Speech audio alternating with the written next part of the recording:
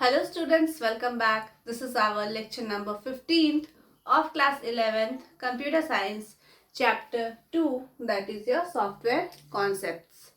Last class के video में हम लोगों ने प्रीएम्प्टिव शेड्यूलिंग को स्टार्ट किया था। मैंने आपको बताया था कि शेड्यूलिंग टू टाइप्स के होते हैं। एक हमारा होता है नॉन प्रीएम्प्टिव और दूसरा हमारा होता है प्रीएम्प्टिव। प्रीएम्प्टिव शेड्यूलिंग मैंने आपको क्या बताया था लास्ट क्लास में कि प्रीएम्प्टिव शेड्यूलिंग ऐसे शेड्यूलिंग को बोलते हैं जिसमें कि जब हमारा कोई प्रोसेस है वो रनिंग स्टेट में है और उसको अगर हम लोग बीच में इंटरप्ट करके कोई दूसरे प्रोसेस को रनिंग स्टेट में ले आते हैं और जो हमारा रनिंग प्रोसेस था जिसको हम इंटरप्ट किए उसको वापस से हम क्या कर देते हैं, रेडी स्टेट पे भेज देते हैं, उसको हम क्या बोलते हैं, प्रीएम्प्टिव शेड्यूलिंग। इसका मतलब हम क्या कर रहे हैं, प्रोसेस को बीच में इंटरप्ट कर रहे हैं, रोक रहे हैं और नए प्रोसेस को चांस दे रहे हैं ताकि वो सीपीयू को यूज कर सके। अब जो हमारा नॉन प्रीएम्प्टिव था उसमें क्या था कि जब भी कोई हमारा प्रोसेस आता था उसको सिर्फ रेडी क्यू से वो रनिंग में जाता था। इसका मतलब कि जब हमारा कोई प्रोसेस था रेडी स्टेट में और रेडी से जब वो रनिंग में हम उसको भेजते थे, रेडी में मतलब कि हमारा मेन मेमोरी में रैम में है और रनिंग में मतलब इसको सीपीयू हम दे दिए, है ना, इस प्रोसेस को हम सीपीयू दे दी। अब क्या है कि जब ये रेडी से रनिंग में जाता था, जब भी कोई प्रोसेस हमारा होता था वो प्रोसेस जब तक कि वो पूरा अपना एग्जीक्यूशन कंप्लीट नहीं कर लेता था तब तक वो टर्मिनेट नहीं होता था। जैसे ही इसका एग्जीक्यूशन कंप्लीट हो जाता था तो प्रोसेस हमारा टर्मिनेट हो जाता था। ये किस में था, आपका नॉन प्रीएम्प्टिव में। लेकिन जहां हम प्रीएम्प्टिव की बात अब कर रहे हैं तो प्रीएम्प्टिव में मैंने आपको बताया था कि प्रीएम्प्टिव में यहाँ पे प्रोसेस जो है उसको हम बीच में क्या कर सकते हैं, इंटरप्ट कर सकते हैं। इसका मतलब कोई प्रोसेस अगर P1 है हमारा वो रेडी स्टेट में है, कोई प्रोसेस P2 है वो भी रेडी स्टेट में है, इन दोनों को सीपीयू चाहिए। तो मान लीजिए पहले प्रोसेस P1 आपको सीपीयू मिल गया।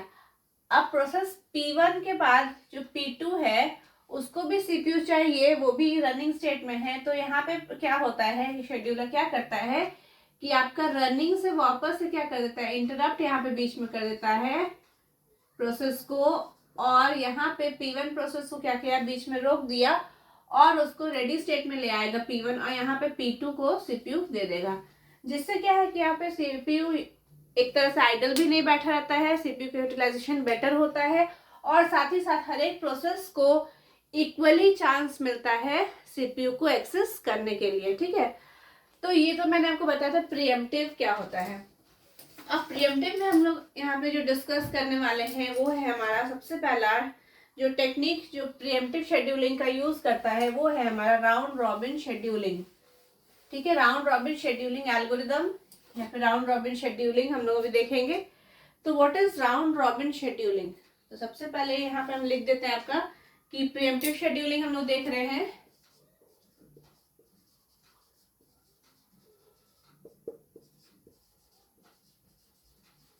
हम लोग प्रीएम्प्टिव शेड्यूलिंग देख रहे हैं। ठीक है, प्रीएम्प्टिव क्या होता है मैंने आपको लास्ट क्लास से बता दिया है।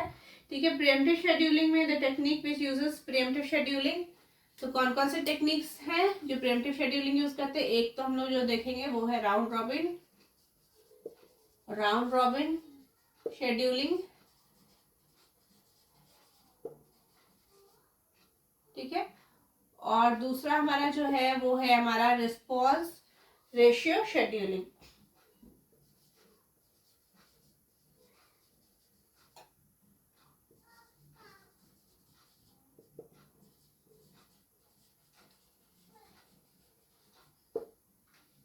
ठीक है, राउंड रॉबिन शेड्यूलिंग और रिस्पॉन्स रेशियो शेड्यूलिंग, ये दो हम लोग देखने वाले हैं किसमें, प्रीएम्प्टिव शेड्यूलिंग में।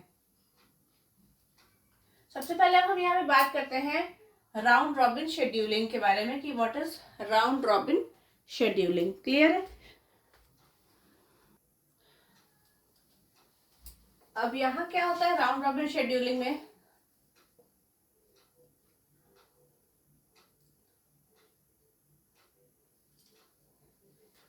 राउंड रॉबिन शेड्यूलिंग में क्या होता है कि जितने भी प्रोसेस होते हैं सभी को एक टाइम स्लाइस दे दिया जाता है। टाइम स्लाइस करने का मतलब एक टाइम क्वांटम जिसको हम लोग बोलते हैं, टी क्यू से हम उसको डिनोट करते हैं। तो टाइम क्वांटम दे दिया जाता है और उस टाइम क्वांटम के हिसाब से हर एक प्रोसेस को क्या किया जाता है, एग्जीक्यूट किया जाता है। अब इसको कैसे समझिएगा, तो हम इसको एग्जाम्पल से बताएंगे। तो सबसे पहले यही समझ लीजिए कि जितने भी प्रोसेस हैं सभी को एक फिक्स टाइम स्लाइस दे दिया जाता है, जिसको हम लोग क्या बोलते हैं, टाइम क्वांटम बोलते हैं। जितने भी प्रोसेस आपके रेडी क्यू में रहते हैं, वो जितने भी प्रोसेस है आपके रेडी क्यू में, इसका मतलब कि आपके जो मेन मेमोरी में है जितने प्रोसेस आ चुके हैं सभी को एक टाइम स्लाइस दे दिया गया, टाइम क्वांटम दे दिया गया कि आपको इतने देर तक चलना है, ठीक है। और जैसे ही वो टाइम स्लाइस खत्म होता है दूसरे प्रोसेस को वहां पे ले आया जाता है, ठीक है। तो इस तरीका से हमारा जो है, एक तरह से हम कह सकते हैं कि जिस तरह सर्कुलर क्यू हमारा काम करता है उसी तरह से हमारा जितने प्रोसेस हैं वो हमारे यहाँ पे काम करते हैं। किसमें, आपके राउंड रॉबिन शेड्यूलिंग में, ठीक है। तो राउंड रॉबिन शेड्यूलिंग क्या है, तो each process is assigned a fix time slice. यहाँ पे each process is assigned a fixed time slice. Each process is assigned a fixed time slice. Each process is assigned a fixed time slice called a time quantum, called a time quantum.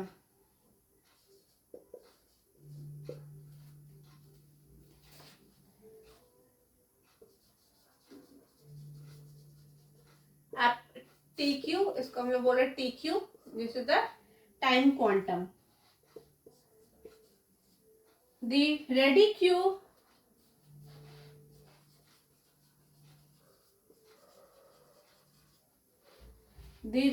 is treated as a circular queue.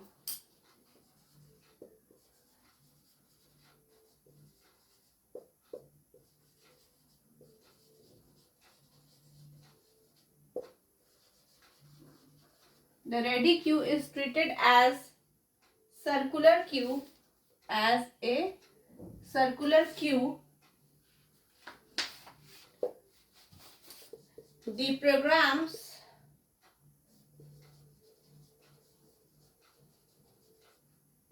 The programs in the ready queue are processed. The programs in the ready queue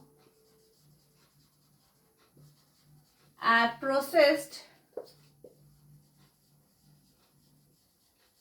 Ready queue are processed for the defined time slice. For the defined time slice,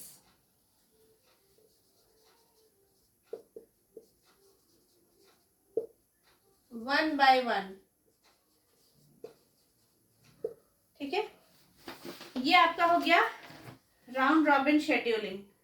देखिए round robin scheduling क्या बोल रहा है कि जितने भी process हैं उसको असाइन किया जाता है एक फिक्स्ड टाइम स्लाइस। अभी एग्जांपल थोड़ा सा हम आपको बताएंगे, समझ में आएगा।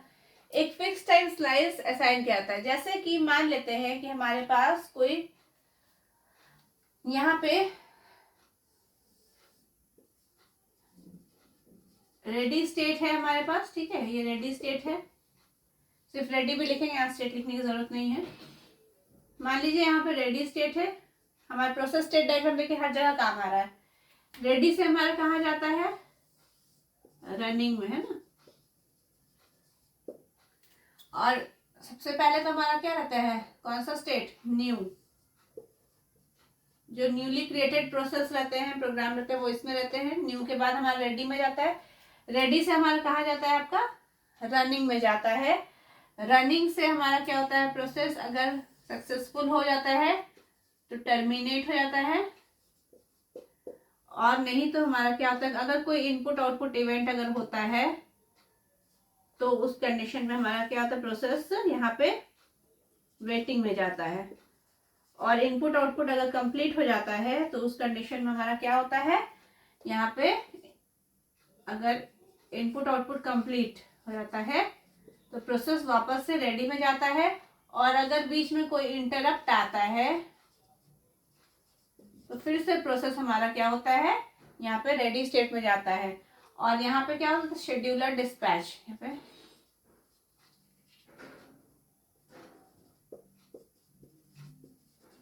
ठीक,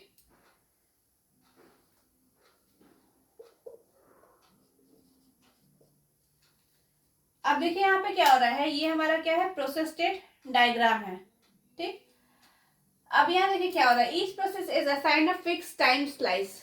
हर एक जितने भी प्रोसेस हैं उसको एक फिक्स टाइम स्लाइस दे दिया जाता है। जैसे कि हम मान लेते हैं कि हमारा जो प्रोसेस है, एक सेकेंड,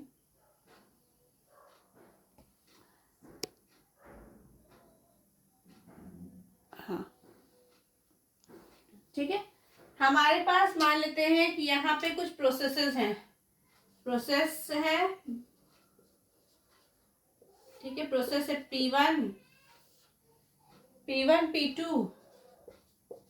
P3 एंड P4। यहाँ पे कुछ प्रोसेसेस है हमारे पास। यहाँ पे सभी का मान लीजिए कुछ अराइवल टाइम दिया हुआ है,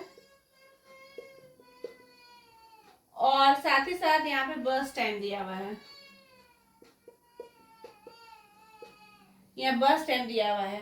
अराइवल टाइम 0, 1, 2, 4 लिखे, 0, 1, 2, 4।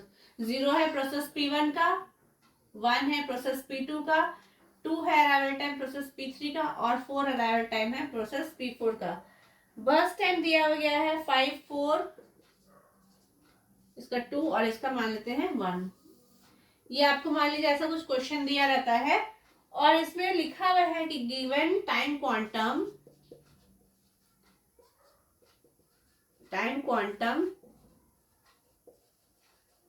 जिसको कि हम क्या बोल रहे हैं, TQ से डोनेट कर रहे हैं, TQ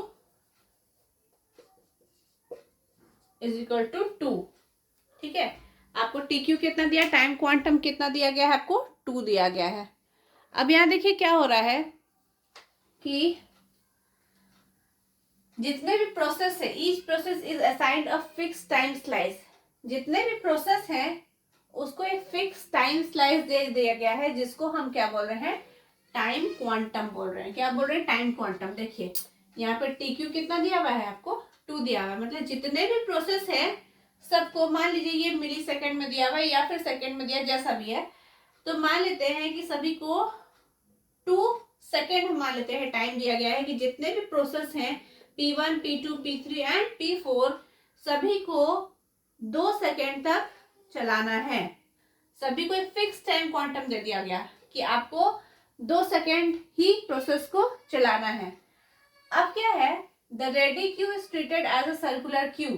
इसमें क्या होगा, जो रेडी क्यू है, ये मतलब रेडी क्यू है, इसका मतलब यहाँ पे जितने भी प्रोसेस है, हमारे प्रोसेसेस है, यहाँ प्रोसेस नंबर है आपका, तो जितने भी प्रोसेस हैं वो आपके जो is treated as a circular queue, उसको सर्कुलर क्यू के जैसा ट्रीट किया जाता है। क्यों, अभी जस्ट बताएंगे आपको। ठीक है, the programs in the ready queue, जितने भी प्रोग्राम्स है आपके रेडी क्यू में, are processed for defined time slice 1 by 1।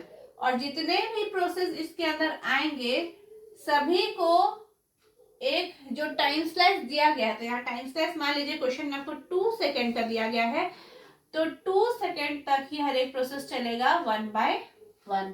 अब यहाँ पे इसको समझिए एग्जाम्पल से।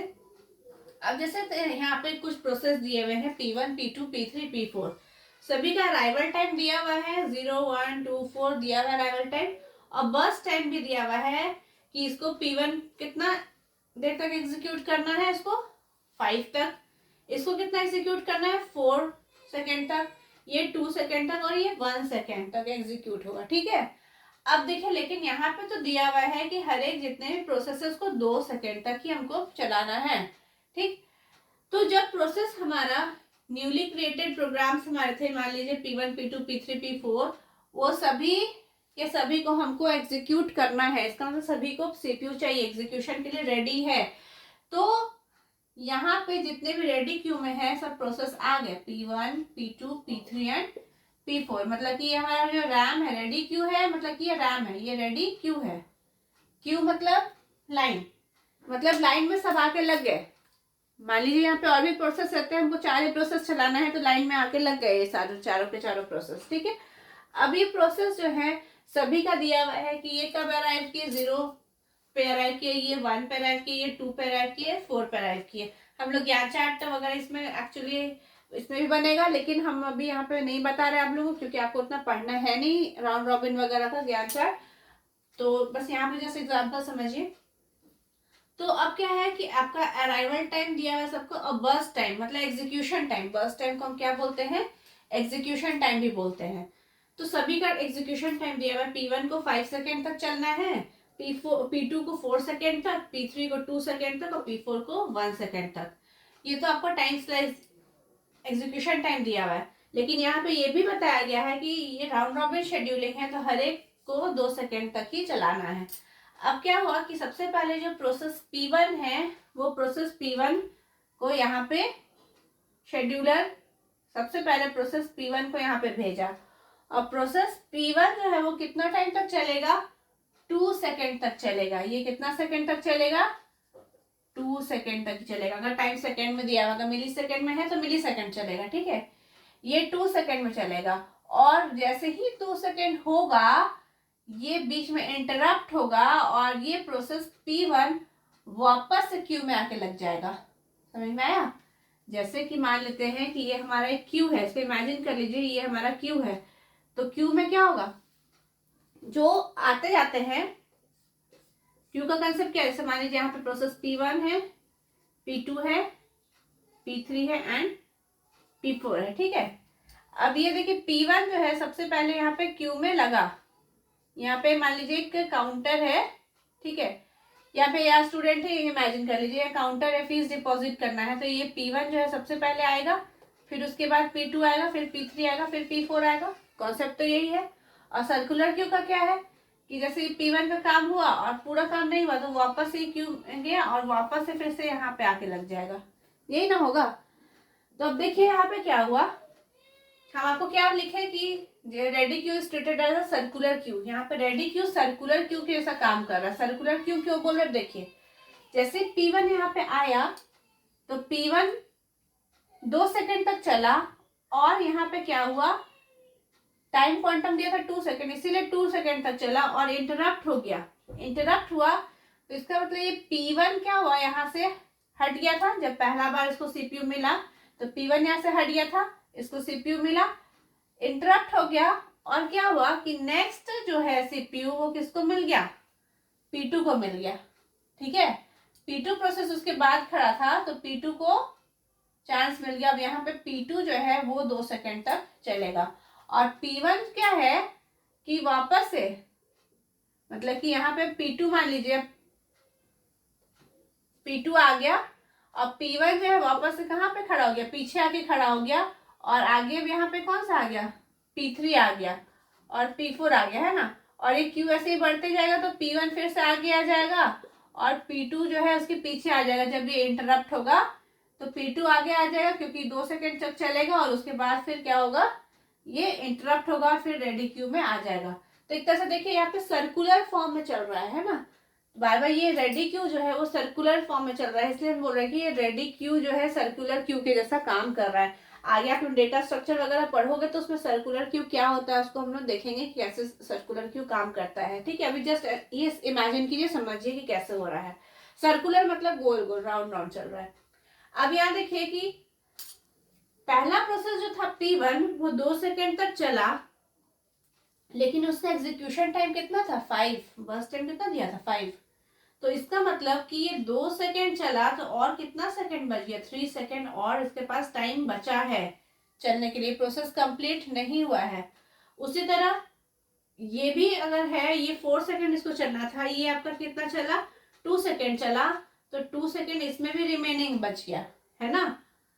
उसी तरह जब प्रोसेस P3 गया तो ये 2 सेकेंड टाइम दिया ही, और 2 सेकेंड चला और इसका काम हो गया, तो ये P3 आपको बाहर आ गया, टर्मिनेट हो गया। इसको क्यू में लगने की जरूरत नहीं है, क्योंकि इसका काम कंप्लीट हो गया। उसको 2 सेकेंड तक चलना था, चला, कंप्लीट हो गया। उसी तरह P4 जो है इसको 2 सेकेंड टाइम दिया गया, लेकिन इसको 1 सेकेंड का ही काम था, तो 1 सेकेंड चला, ये भी टर्मिनेट हो गया आपका, है ना। P4 भी आपका क्या हो गया, टर्मिनेट हो गया। अब बच्चा देखिए लाइन में फिर वापस आगे कौन सा आ गया, P1 प्रोसेस आ गया। P1 प्रोसेस आया तो P1 प्रोसेस फिर से 2 सेकेंड चलेगा, और इसमें क्या फिर में कितना सेकेंड बच जाएगा, ये 3 के बाद ये अब क्या हो जाएगा, यहाँ पे 2 सेकेंड चलने के बाद 1 सेकेंड बचेगा, 2 सेकेंड चला, फिर से क्यू में आ गया और टर्मिनेट हो गया। P3 और P4 तो अपना काम कंप्लीट कर ही लिया है ना। अब P2 प्रोसेस जब गया तो P2 प्रोसेस गया, उसको 2 सेकेंड चलना था, ये 2 सेकेंड चला और यहाँ से ये भी टर्मिनेट हो गया P2। लेकिन अभी भी क्यू में कौन सा आपका बचा हुआ है, P1 प्रोसेस बाकी ही है, तो P1 प्रोसेस फिर से जाएगा, इसको सीपीयू में ना फिर से रन करेगा, तो 2 सेकेंड टाइम दिया, लेकिन 1 सेकेंड इसको और चलना है, तो 1 सेकेंड चला और फिर जाके ये टर्मिनेट हो गया। तो कहने का मतलब क्या हुआ, समझ में आया कि जितने भी आपके प्रोसेस है सबको एक टाइम क्वांटम दिया गया है, तो यहाँ पे इक्वली हर एक प्रोसेस को टाइम मिल रहा है काम करने का, मतलब सीपीयू सभी को इक्वली डिस्ट्रीब्यूट किया गया है, ताकि कोई प्रोसेस को बहुत ज्यादा देर तक रुकना न पड़े। यही आपका होता है राउंड रॉबिन शेड्यूलिंग।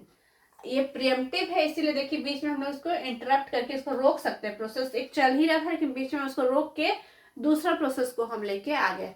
तो इससे क्या हो रहा है कि कोई प्रोसेस को बहुत देर तक वेट नहीं करना पड़ रहा है। मैंने आपको एग्जांपल भी बताया था कि अगर स्टूडेंट्स हैं, हमारे क्लास में 10 स्टूडेंट्स हैं, सभी के पास किसी के पास 5 क्वेश्चन है, किसी के पास 1 क्वेश्चन है, किसी के पास 10 क्वेश्चन है, तो ऐसा नहीं है कि अगर हम पहला स्टूडेंट का क्वेश्चन सॉल्व करने बैठे, उसके पास 10 क्वेश्चन सॉल्व करने के लिए है और आगे के स्टूडेंट है जिनके पास कम क्वेश्चन सॉल्व करने को है, तो अगर हम प्रिएम्प्टिव शेड्यूलिंग के अलावा अगर नॉन प्रिएम्प्टिव की बात करते हैं, उस कंडीशन में क्या होता है कि पहला स्टूडेंट का हम क्वेश्चन सॉल्व करते हैं और उसके बाद जिसके पास एक क्वेश्चन भी सॉल्व करना है उसके पास हम लास्ट तक जाते है ना। लेकिन अगर प्रिएम्प्टिव है तो हम क्या किए, सबको बोल दिए कि जिसके पास जो भी क्वेश्चन है डजेंट मैटर, हम पहले सब हर एक स्टूडेंट का हम 2 क्वेश्चन ही सॉल्व करेंगे, और उसके बाद हम फिर क्या करेंगे, जब सभी का 2-2 क्वेश्चन सॉल्व हो जाएगा तब हम फिर नेक्स्ट वाले के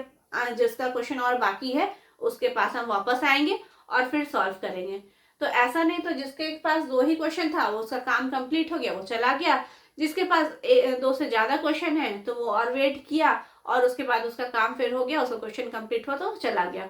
तो इसमें हर एक स्टूडेंट को क्या हुआ, हम इक्वली देखें कि ठीक है हर एक को टाइम मिल रहा है आपका क्वेश्चन सॉल्व करने के लिए, हर एक क्वेश्चन हम सॉल्व करेंगे और सबको इक्वली हम टाइम देंगे, ठीक है। तो यही आपका राउंड रॉबिन शेड्यूलिंग भी बोलता है, हर एक जितने भी प्रोसेस होते हैं सबको एक इक्वल टाइम स्लाइस दिया जाता है, जिसको हम क्या बोलते हैं, ध्यान रखिएगा, टाइम क्वांटम बोलते हैं, ठीक है, ये टाइम क्वांटम बोलते हैं। और उस टाइम क्वांटम के ही अंदर वो हर एक जितने भी डिफाइंड टाइम स्लाइस दिए गए प्रोसेस को वो 1 by 1 क्या करता है, एग्जीक्यूट होता है। और जो ये रेडी क्यू है वो ट्रीट होता है एज अ सर्कुलर क्यू। अब सर्कुलर क्यू कैसे क्यों काम कर रहा है आपको तो समझ में आ गया होगा किस तरीका से। एक गया उसका काम हो गया, तो अगर काम कंप्लीट है तो निकल गया, नहीं हुआ तो वापस से वो आधा काम हुआ, उसको हम बोले कि ठीक है, ऐसे ही समझ लो ना कि फीस आप जमा करने आए हो या फिर अगर आप कोई एडमिशन लेने आए हो, सभी लोग लाइन में बच्चे खड़े हैं, 10 बच्चे लाइन में खड़े हैं, 10 बच्चे को एडमिशन चाहिए। अब क्या है, पहला बच्चा गया वो एडमिशन लेने गया, लेकिन हो सकता है कि एडमिशन का कुछ और भी रिक्वायरमेंट था, कुछ और डॉक्यूमेंट्स थे उनके पास नहीं थे, तो उसको बोला गया ना ठीक है आप वेट करो, आप सब डॉक्यूमेंट्स लेके आओ तब हम आपका प्रोसेस कर देंगे। तो ठीक है वो गया डॉक्यूमेंट्स लेके आया, उसके बाद क्या है कि उसके पीछे जो बच्चे खड़े थे जिनके पास पूरा डॉक्यूमेंट्स है वो अपना उनका काम होते गया, और जिनके पास नहीं था उसको बोला गया कि डॉक्यूमेंट्स लेके आओ। तो जैसे जैसे जो डॉक्यूमेंट्स लेते गया आते गया, उसको वापस से क्यू में आगे तो बीच में नहीं घुस जाएगा, वो कहाँ जाएगा, वो उसके पीछे आके खड़ा हो जाएगा, लाइन के पीछे, जहां तक लाइन है उसके पीछे खड़ा हो जाएगा, और फिर जब उसका चांस आएगा तो वो अपना काम कर लेगा, ठीक है। तो यही कहता है आपका राउंड रॉबिन शेड्यूलिंग, ठीक। अब नेक्स्ट जो है वो है आपका इसमें रिस्पॉन्स रेशियो शेड्यूलिंग, जो कि वो भी आपका हम लोग क्या है, प्रिएम्प्टिव शेड्यूलिंग एल्गोरिदम है। तो नेक्स्ट क्या है,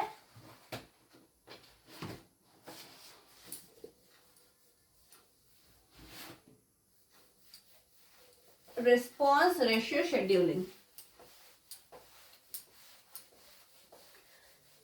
ये बहुत इंपॉर्टेंट तो है नहीं आपका रिस्पॉन्स रेशियो, लेकिन चलिए फिर भी आपको थोड़ा सा बता देते हैं कि रिस्पॉन्स रेशियो शेड्यूलिंग किसको बोलते हैं।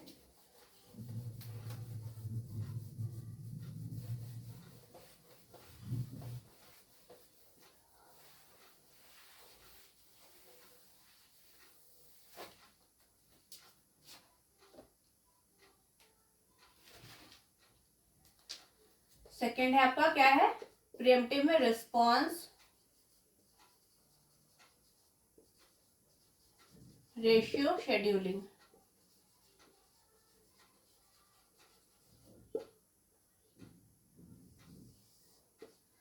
अब ये रिस्पॉन्स रेशियो शेड्यूलिंग किसको बोलते हैं, जिसको हम लोग बोलते हैं RRS, शॉर्ट में हम क्या बोलते हैं, RRS, response ratio scheduling. What is response ratio scheduling? तो response ratio scheduling is a dynamic priority scheduling algorithm. Dynamic priority scheduling algorithm, इसका मतलब इसमें क्या होता है, प्रायोरिटी देखा जाता है। किस चीज का प्रायोरिटी देखा जाता है, तो रिस्पॉन्स रेशियो जो हम लोग निकालते हैं, मैंने आपको बताया था रिस्पॉन्स रेशियो क्या होता है। तो रिस्पॉन्स रेशियो जो हम लोग निकालते हैं, तो इसमें जिसका रिस्पॉन्स रेशियो ज्यादा रहता है उस प्रोसेस को प्रायोरिटी दिया जाता है पहले एग्जीक्यूट करने के लिए। ठीक है, तो वही हमारा क्या कहलाता है, response ratio scheduling. It is a dynamic priority scheduling algorithm that assigns priority to process based on their response ratio. मैंने क्या बताया कि किस पे डिपेंड करता है, आपके रिस्पॉन्स रेशियो पे डिपेंड करता है। रिस्पॉन्स रेशियो को हम लोग जो निकालते हैं, तो waiting time plus burst time divided by burst time करते हैं, तो वो रिस्पॉन्स रेशियो निकलता है। तो हम जब रिस्पॉन्स रेशियो निकालेंगे हर एक प्रोसेस का, और जिस प्रोसेस का क्या होगा, रिस्पॉन्स रेशियो ज्यादा रहेगा, उस प्रोसेस को पहले प्रायोरिटी मिलेगा, मतलब सीपीयू को यूज करने के लिए, मतलब एग्जीक्यूशन के लिए उसको सीपीयू पहले मिलेगा। तो यही हमारा कहता है रिस्पॉन्स रेशियो शेड्यूलिंग कहता है। ठीक है, तो प्रायोरिटी क्या आ गया, यहाँ पे प्रायोरिटी वर्ड आ रहा है। तो प्रायोरिटी का मतलब ये समझिए कि मान लीजिए हमारे पास प्रोसेसेस हैं, 4 प्रोसेस है, P1 P2 and P3 P4। ठीक है, P1 P2 P3 and P4 ये प्रोसेसेस है हमारे पास। हो सकता है कि किसी का रिस्पॉन्स रेशियो 0 हो, किसी का हो सकता है 1 हो, किसी का हो सकता है 2 हो, किसी का हो सकता है 5 हो, ऐसा भी हो सकता है। ठीक है, तो इसमें से अगर हम बात करें तो हम क्या बताएं कि जिस प्रोसेस का रिस्पॉन्स रेशियो सबसे ज्यादा रहेगा उसको पहले प्रायोरिटी मिलेगा, मतलब उसको पहले चांस मिलेगा सीपीयू को एग्जीक्यूट करने के लिए। यही समझ लीजिए कि आप लाइन में खड़े हैं, बहुत सारे प्रोसेस हैं, लाइन में खड़े हैं, या चलो स्टूडेंट ही लेके चलते हैं, स्टूडेंट है, लाइन में खड़े हैं, सभी को फीस जमा करना है। अब क्या है कि हम फीस तो जमा कर लेंगे, लेकिन क्या हम बोले कि हम पहले उस स्टूडेंट का फीस जमा होगा जो स्टूडेंट क्लास में टॉप किया, मतलब उसका प्रायोरिटी हम क्या बोल दिए कि ज्यादा है। या कभी कभी ऐसे होता है ना कि मान लीजिए आप टिकट लेने के लिए गए, टिकट काउंटर पे आप गए, मान लीजिए रेलवे का टिकट काउंटर पे गए, उस कंडीशन में अगर मान लीजिए कोई बड़ा नेता आ जाता है, या कोई मान लीजिए फिल्म स्टार आ गया, कुछ भी, तो हम क्या करते हैं उस कंडीशन में, क्या होता है कि उसको पहले प्रायोरिटी मिल जाता है कि पहले उसका टिकट काटेंगे, उसके बाद हम नेक्स्ट वाले का करेंगे, है ना। उसी तरह हम बोल दिए कि जो स्टूडेंट है, स्टूडेंट का फीस, उन्हीं स्टूडेंट का फीस पहले जमा लेंगे जो कि क्लास में टॉप 5 के अंदर आया है। तो जो सबसे पहला टॉपर है उसका फीस पहले जमा होगा, फिर सेकंड टॉपर का, third topper, fourth and fifth topper का, और उसके बाद बाकी जो भी है जिसका जिस हिसाब से आते गया उसके हिसाब से उसका वो फीस जमा होगा। तो यही आपका रिस्पॉन्स रेशियो कहता है। रिस्पॉन्स रेशियो शेड्यूलिंग यही बोलता है, it is a dynamically priority based scheduling, जिसमें कि जो आपका प्रोसेस होता है वो उसका जो रिस्पॉन्स रेशियो निकलता है, तो जिसका रिस्पॉन्स रेशियो सबसे ज्यादा रहता है उस प्रोसेस को पहले टाइम मिलता है आपका प्रोसेस सीपीयू में एग्जीक्यूशन करने के लिए। तो यही होता है आपका रिस्पॉन्स रेशियो शेड्यूलिंग। तो रिस्पॉन्स रेशियो शेड्यूलिंग एल्गोरिथम क्या है,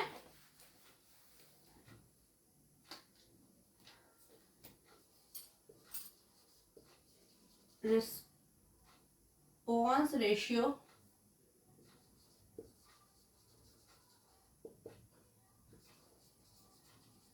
scheduling algorithm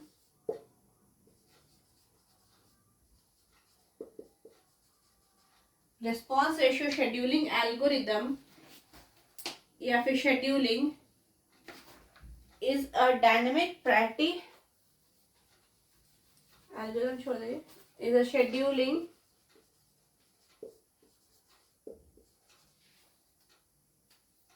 response ratio scheduling is a dynamic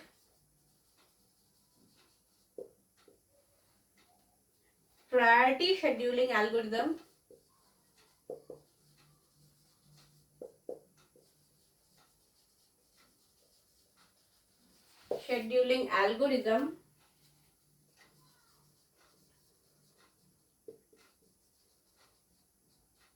that assigns priorities to processes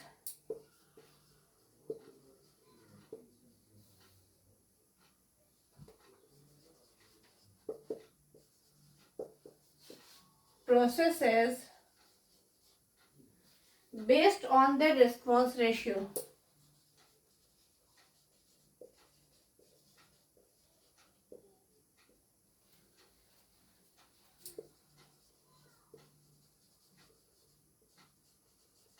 response ratio के बेसिस पे इसमें प्रायोरिटी डिसाइड किया जाता है किसका, जितने भी हमारे प्रोसेसेस रहेंगे उसका।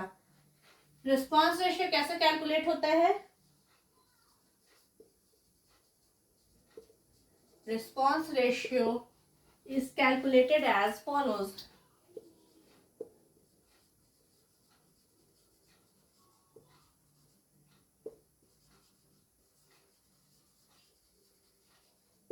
कैसे रिस्पॉन्स रेशियो निकालते हैं? तो response ratio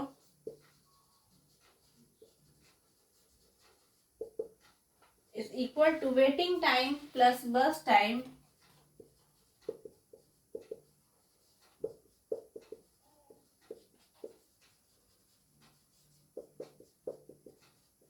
divided by burst time.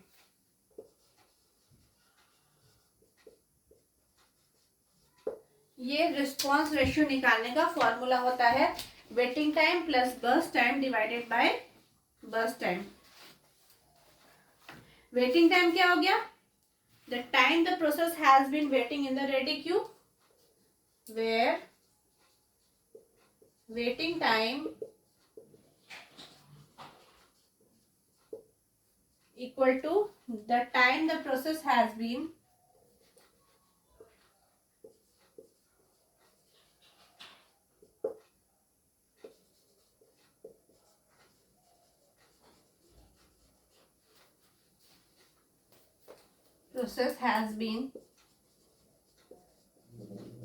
waiting in the ready queue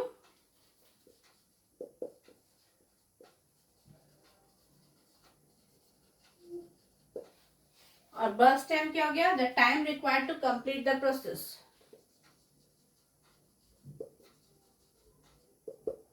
the time required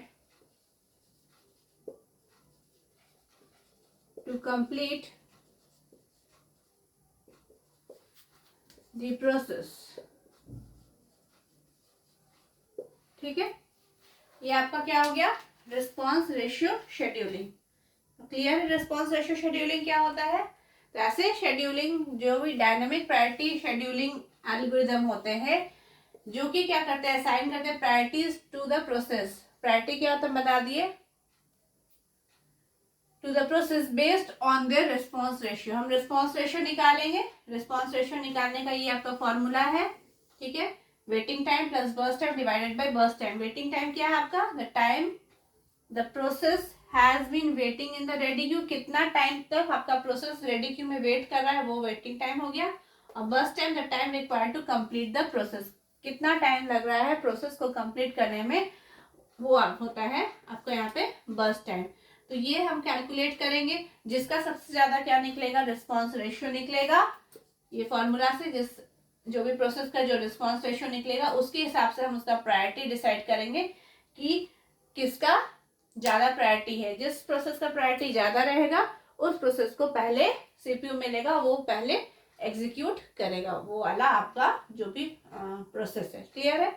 तो आई होप कि आपको प्रीएम्प्टिव शेड्यूलिंग भी समझ में आएगा कि क्या होता है प्रीएम्प्टिव शेड्यूलिंग। तो यहाँ पे हमारा शेड्यूलिंग एल्गोरिदम भी कंप्लीट होता है, प्रीएम्प्टिव एंड नॉन प्रीएम्प्टिव हम लोग देख लिए जितने भी होते हैं। नेक्स्ट के वीडियो में हम लोग नेक्स्ट नए टॉपिक के साथ आएंगे। तो आज के लिए इतने ही रहने देते हैं। Thank you.